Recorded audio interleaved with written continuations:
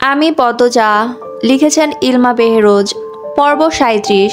গল্প পাঠে আমি আছি আপনাদের সাথে মারিয়া। মদন কিছুতেই যাচ্ছে না, আর পদ্মজা অন্দরমহলের ভেতর ঢুকতে চাইছে না। সে বারবার বলছে, আমি একটু হাঁটবো এদিকে। আপনি যান, রাইতের বেলা একলা থাকবেন, আমার কাম আপনারে দেইখা রাখা।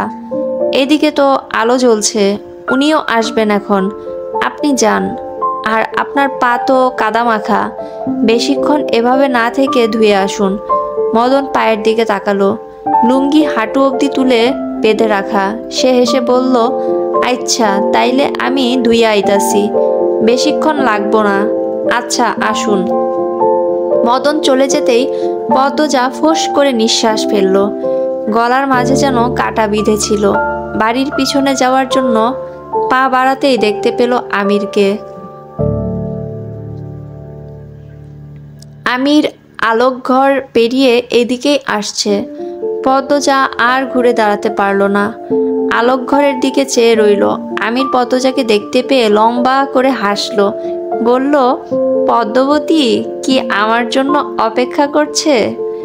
বোধ হয় করছি। আমির ভ্রুকুটি করে বলল, বোধ হয় কেন? ঘরে একা ভালো লাগছিল না, তাই হাঁটতে বের হয়েছিলাম। আপনি নামাজ পড়েছেন? এই যে মাথায় টুপি, মসজিদ থেকে আসলাম। পদ্মজা আর চোখে অন্দরমহলের ডান দিকে তাকায়। সেখানে কি সে যেতে পারবে না? পদ্মজা উসখুস করতে থাকলো। আমির পদ্মজাকে পিছন থেকে জড়িয়ে ধরল। আমিরের কাজে পদ্মজা হতভম্ব হয়ে গেল। দ্রুত এদিক ওদিক তাকিয়ে দেখলো কেউ আছে নাকি। এরপর আমিরের হাতের বাঁধন ছুটানোর চেষ্টা করতে লাগলো, আর বলল, ছাড়ুন, কেউ দেখবে। কেউ দেখবে না, এদিকে কেউ নেই। আমিরের কণ্ঠ মোহময়। সে পদ্মজার ঘাড়ে থুতনি রাখলো। এরপর ঠোঁটের ছোঁয়া লাগাতেই পদ্মজা কেঁপে উঠল। জোর করে আমিরের হাতের বাঁধন ছুটিয়ে সরে গেল। বলল, আপনি ঘরে যান। আচ্ছা চলো, আপনি যান, আমি আসছি। কেন? তুমি কোথায় যাবে? পদ্মজা নিচের ঠোঁট কামড়ে কিছু ভাবলো, এরপর বলল, আলোক ঘরে যাব। আপনি ঘরে যান, নয়তো আম্মা আমাকে খুঁজবে। আমি কিছুক্ষণের মধ্যে চলে আসব, এরপর সব বলবো। আরে কি করবে, বলবে তো? আপনি যান না। পদ্মজা ঠেলে আমিরকে অন্দরমহলের দিকে পাঠালো। আমির অসহায় মুখ করে জিজ্ঞাসা করলো, আমিও থাকি?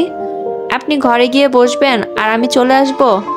পদ্মজার অনুরোধ ফেলা যাচ্ছে না। আমির না চাইতেই অন্দরমহলে চলে গেল। পদ্মজা এক নিঃশ্বাসে দৌড়ে অন্দরমহলের ডান পাশে চলে আসে। সঙ্গে সঙ্গে রানীর মুখোমুখি হয়। রানী ও পদ্মজা একসাথে কেঁপে উঠল। দুজন অপ্রস্তুত হয়ে পড়ে। রানী আগে কথা বলল, রাইতের বেলা এমনে ছুটতাছো কেন? পদ্মজার মাথা থেকে ঘুমটা পড়ে গেছে সেই কখন। দৌড়ে আসাতে চুলের খোপাও খুলে গেছে। গাছগাছালির বাতাসে তীর তীর করে চুল উঠছে, তবু সে ঘামছে। আমতা আমতা করে বলল, আমি তো হাঁটতে বের হয়েছি, জোনাকি দেখলাম এদিকে, তাই নিতে এসেছি। ওহ, কই জোনাকি? নাই তো, একটু আগেই ছিল, এখন তো নাই। রাইতের বেলা একলা থাকবা কেন? আসো ঘরে যাই। তুমি কোথায় গিয়েছিলে রানী আপা? সন্ধ্যার আজানের আগে তোমার ঘরে গেলাম, পেলাম না। এদিক দিয়ে কোথাও ছিলে, কিন্তু এদিকে তো ঝোপঝাড় জঙ্গল। পদ্মজার প্রশ্নে রানীর মুখ রক্তিম হয়ে উঠল। কেমন অস্বাভাবিক হয়ে উঠে মুখ। সে অপ্রস্তুত হয়ে হাসলো। কি বলবে খুঁজছে যে তা স্পষ্ট বোঝা যাচ্ছে। পদ্মজা অপেক্ষা করছে রানী কি বলে শোনার জন্য। পদ্মজা ডাকলো, আপা। আরে আমি ঔষধ খুঁজতে আসছিলাম। কি ঔষধ? তুমি চিনবা না, আসো বাড়ির যাই, মেলা রাত হইয়া গেছে। রানী পদ্মজাকে রেখে এগোতে থাকলো। এটাকে পালিয়ে যাওয়া বলে। পদ্মজা আর থেকে কি করবে? সেও রানীর পিছু পিছু অন্দরমহলে চলে আসে। ঘরে ঢুকতেই আমির হামলা করে। এবার কাহিনী কি বলো তো? বিশ্বাস করবেন? তোমার কথা বিশ্বাস করব না এ হয়? রানী আপা প্রায় জঙ্গলের ভেতর যায়, আমি জানালা থেকে দেখি। উনি এমনভাবে যান যেন চুরি করতে যাচ্ছেন। আমি শুনে অবাক হলো। সে চাপা স্বরে প্রশ্ন করলো, সত্যি? প্রায়ই যায়? আমি সত্যি বলছি। আমির চিন্তিত হয়ে কিছু ভাবে। কপালের চামড়া কুঁচকে গেছে, গভীর ভাবনায় বিভোর। পদ্মজা বলল, আমি আজ অনুসরণ করে জঙ্গল অবধি গিয়েছিলাম। মদন ভাইয়ার জন্য ভেতরে ঢুকতে পারিনি। এরপর আপনি এলেন। পরে আবার যেতে চেয়েছি, কিন্তু ততক্ষণে রানিয়াপা চলে এসেছে। সরাসরি প্রশ্নও করেছি কেন জঙ্গলে গিয়েছিল। বলল ঔষধ আনতে, মানে কোনো ঔষধি পাতা। কিন্তু আমার বিশ্বাস হয়নি। প্রায়ই কেন কেউ ঔষধি পাতা আনতে যাবে, আবার ভোরে আর রাতে? পদ্মজা একদমে কথাগুলো বলল। আমির বলল, আব্বাকে বলতে হবে। আগে শুনুন। বলো। এখন কাউকে বলবেন না। বলা উচিত। ব্যাপারটা জটিল মনে হচ্ছে। আমার আগে বের করি কি হয়েছে, কি করতে যায়। এরপর নিজেরা সমাধান করতে পারলে করব, নয়তো বড়দের বলবো। যদিও আমরা নিশ্চিত না কোনো সমস্যা আছে। অবশ্যই সমস্যা আছে। তুমি জানো ওদিকে কোনো মহিলা ভুলেও যায় না, যেতে চায় না ভয়ে। সেখানে রানী যায়, বড় কোনো কারণ আছে। আমরা বের করি সেটা। কিভাবে? আমার মনে হচ্ছে আবার যাবে, কাল পরশুর মধ্যে। আমরা পিছু পিছু যাব। খারাপ বলনি। কাউকে বলবেন না এখন, অনুরোধ। আমির হাসলো। পদ্মজার কোমর পিছন থেকে জড়িয়ে ধরে বলল, বলবো না। আপনি কারণে অকারণে ছোঁয়ার বাহানা খুঁজেন, এতে পাপ তো নেই।